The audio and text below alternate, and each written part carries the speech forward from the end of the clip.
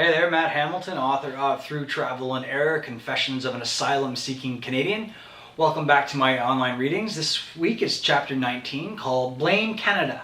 Now, before I began my travels, and probably about 6 months into my travels, I carried a lot of anger about where I was from. I thought that a lot of our priorities and philosophies were wrong, and I would badmouth us at any chance. However, once I got to Africa, I think I started to mellow, and my mentality about home began to change. I hope you enjoy this one. Chapter 19, Blame Canada. Thankfully, my negative attitude has changed. Through countless experiences, I've come to realize that Canada is quite a fantastic place to live. When all is said and done, life is pretty good. In fact, the Canadian lifestyle is so appealing that hundreds of thousands of people from the four corners of the planet flock to Canada every year. I don't think they're coming for the winter weather. Foreigners are immigrating because they know that they will be able to raise their families in a safe, hospitable, and prosperous nation. They will raise their families in a country that values and protects the rights of its citizens. Having said that, it's not anger that I feel, but sad bewilderment. Although I no longer carry a raged outlook about my home, there are still many aspects of the North American lifestyle that I'm convinced are flat out insane.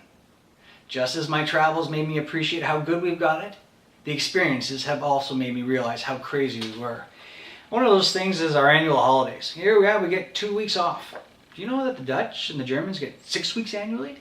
Yeah, 6 weeks. I mean, we're getting gypped.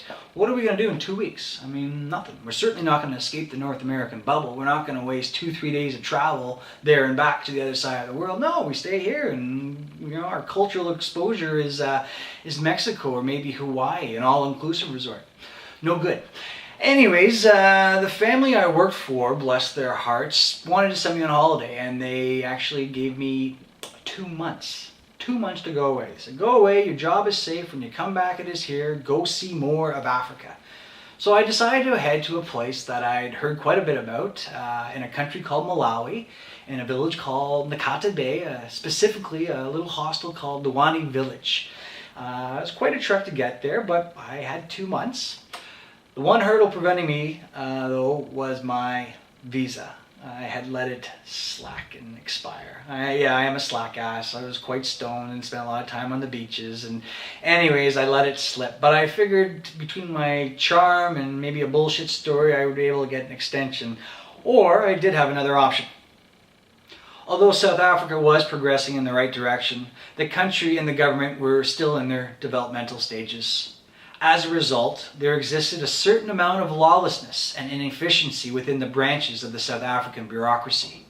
One obvious and blatant feature of this was bribery. I had been first introduced to the world of bribery in Cape Town, after I had been bumped off the flight to Windhoek. Half a pack of cigarettes was all it required to bribe the immigration officer into overlooking the 2-week maximum visa and granting me a 3-month extension. Since then, I had witnessed bribery firsthand on the South African highways.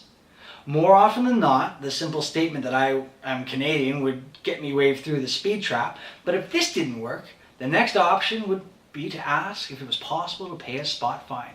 And more often than not, that worked. So I figured I could go into Home Affairs and say, look, I'm sorry, I'm over my visa, my car was stuck in mud, I was sick, blah, blah, blah, and get the extension. And if that didn't work, I could pull out the bribe. So I arrive at Home Affairs and give them my story, and this lady says, no, we can't do anything.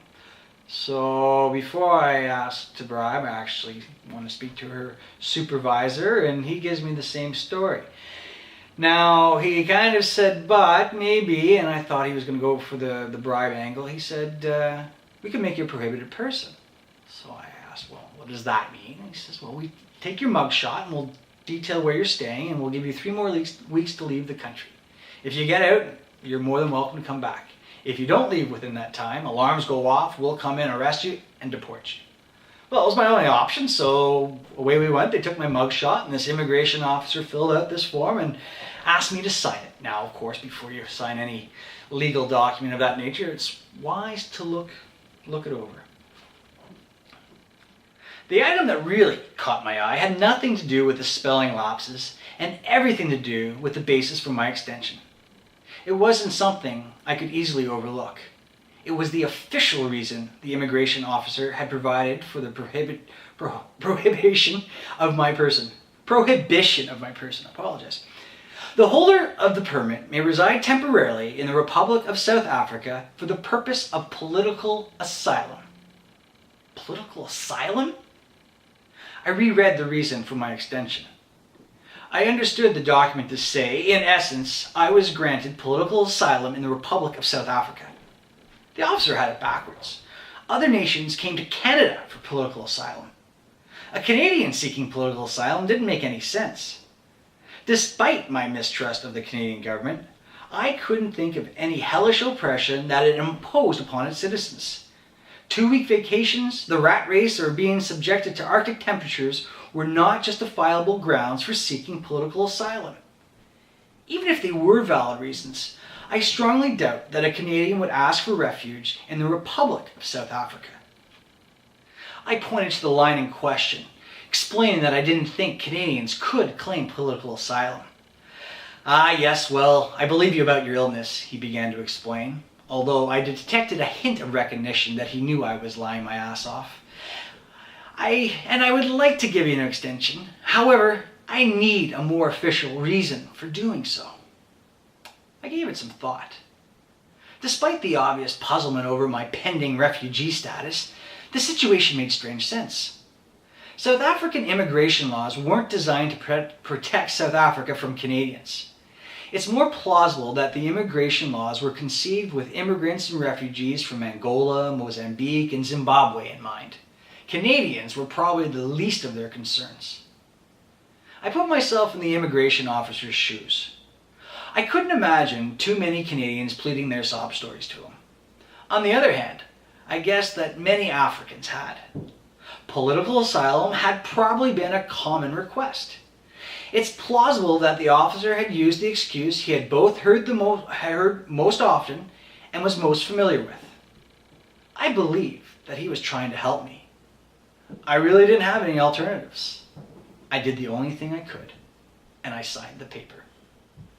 Technically, I had been granted political asylum in the Republic of South Africa. This claim had to be a Canadian first. I couldn't think of any situation in Canada's short history that a citizen had been granted asylum anywhere. Not even the most disgruntled, angry, cold, Celine Dion-hating Canadian would have a legitimate claim for political asylum. I strongly doubted that my Canadian citizenship would be affected. However, if there were any repercussions, it would be a bridge that I would have to cross later if and when I ever returned to Canada. Who could have ever imagined this situation? I became a refugee to obtain a visa extension. I wouldn't have imagined it in my wildest dreams. This made me give up making plans. In fact, I decided to stop calling any thoughts about my future plans, plans. Instead, I would call them scenario.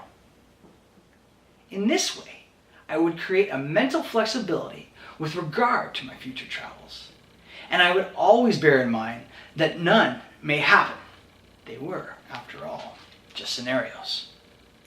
Having said that, it was probably wise that half the distance to Malawi had been decidedly planned, organized, and scheduled through the Overland Company. Otherwise, there was the strong possibility that I wouldn't get anywhere. I'd already made Canadian history in the unlikeliest fashions, and I hadn't even begun the multi-country journey. Of the thousands of scenarios that could lead me to Nakata Bay, I just hoped one would get me there. Anything could happen along the way. This was Africa, after all. And it's true, I did make Canadian political history. According to Amnesty International, no Canadian has ever been granted political asylum anywhere in the world for any reason at all. If you want to find out more about that chapter, myself, and/or the book, Through Travel and Error, Confessions of an Asylum-Seeking Canadian, please visit my website, madmaddiesworld.com. I hope to see you next week for Chapter 20. It's actually one of my favorite stories out there.